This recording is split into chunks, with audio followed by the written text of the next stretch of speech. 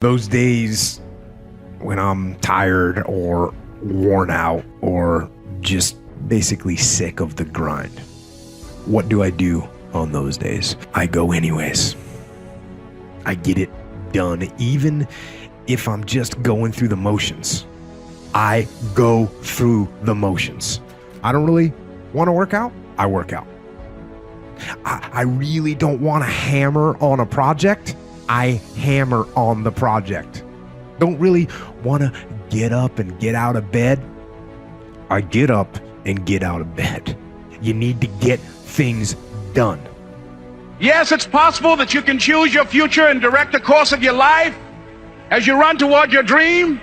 It's necessary that you have goals, that you write those goals down, that you plan, that you think constantly of how you can begin to improve what it is that you're doing. If it's your presentations, if it's your recruiting skills, whatever that is, it's also necessary that you look for ways to always find a way to pull it out when everybody else thinks that you are defeated. That you've got to take personal responsibility to know that in order to become successful, you've got to make it your personal business to do it. It's not easy. It's hard changing your life. You can live your dream. It was hard, ladies and gentlemen. It was very difficult to pick myself up each day believing that I could do it. There were times that I doubted myself. I said, God, why is this happening to me? I'm just trying to take care of my children and my mother. I'm not trying to steal or rob from anybody. Why did this have to happen to me? It was very hard. And here's what I want to say to you. For those of you that have experienced some hardships, don't give up on your dream. No one could have convinced me by holding on, by continuing to push forward, by continuing to run toward my dream, that one day I would have my own talk show. The way to become a millionaire, if you could think of how to become a millionaire, you do it by Friday. You don't have to go that far. All you have to do is think of your God-given gift. All of you can do something somebody will pay you $10 to do. I don't care if it's cutting grass, doing their hair, painting a wall, babysitting, taking care of the elderly, teaching, tutoring. Everybody can do something for $10. This is how I got to this place of success. My jokes were $25 a night. I made that for a long time. Whatever you do to make $10, this gift that God has given you at birth, because God never created a soul he didn't give a gift to. All of you have one. I don't care if it's frying chicken. Some of you fry chicken better than anybody else, bake pie, do hair, something. Do whatever it is for $10. After you make the $10, I want you to do it 10 more times. You'll now have $100. After you make $100, whatever you did to make the $100, that $10 idea, I want you to do it 10 more times. You're gonna have $1,000. Now, it's gonna get a little more difficult, but after you make $1,000, whatever you did to make the $1,000, I want you to do it 10 more times. You now have $10,000. Now we gotta focus now. Whatever you did to make $10,000 that started off with your $10 idea, what I want you to do is focus. I want you to do it 10 more times. You now have $100,000. Now, this is where it gets very, very difficult. You're gonna have to hire some people. You're gonna have to pay some people some money.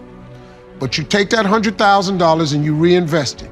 And what I want you to do is whatever you did to make the $10 that you did 100 times that turned into $100,000, all I want you to do is take that same idea. Don't change nothing. Do it 10 more times. I got news for you. You have just made $1 million.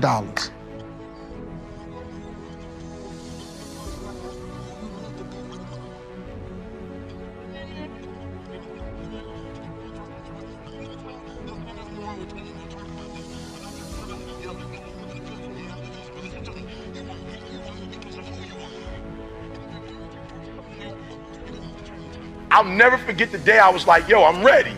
Like, for real, I'm ready to go global. I'm ready to change people's lives. I will never forget the day I was like, woo, I'm ready to take my game to a whole nother level.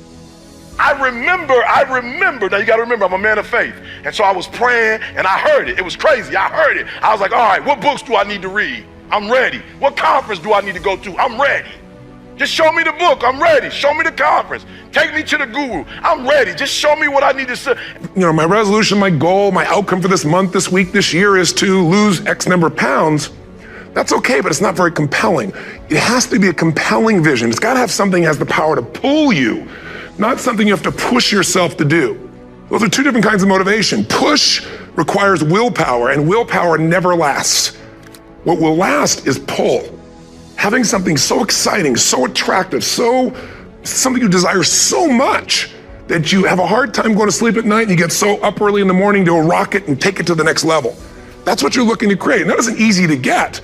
But one of the reasons we do seminars and events and we say, you know, why do that? Why not just read a book or something? Is because when you get in an environment where you're with people that are being put in a peak state, like when you're going to a sporting event, if you watch a sporting event at home, it might have a certain level of excitement. But when you're in a stadium with 50,000 people, suddenly it has a whole different level of intensity. And we feel that. And the bottom line of our follow-through comes down to our emotional intensity. In a different state of mind, you're going to come up with a much better and a more exciting vision than if you're sitting on the couch going, okay, what are my new resolutions for this year? And you're doing it the morning after the new year has started and you're a little inebriated and the football game's on in the background. Probably not going to have the power of focus there. Probably not going to have the power of the energy to create something that's going to pull you for this year. And you got to do that. You don't let the fear take you over if you've got strong enough reasons. Those reasons can be positive or those reasons can also be negative. They can be, if I don't do this, this is what's going to cost me. And if I do this, this is what I'm going to gain in my life. Reasons come first, answers come second. If you get a compelling vision and you got strong enough reasons that will push you through the tough times, you're going to do things other people don't do. Instead of collapsing, even if you get off target, you won't go, oh, I blew it. You'll get right back on target, make the change, make things happen. And I know you've done this in many areas of your life. Just think about it again. I'm not teaching you something really new here today. I just want to remind you of what your soul knows. You got to change, you got to improve, and you got to go through a simple process fundamentally to make that progress. First step, vision that's compelling. Second step, make sure that there's strong enough reasons to follow through. Third step, you got to review it and feel it every day.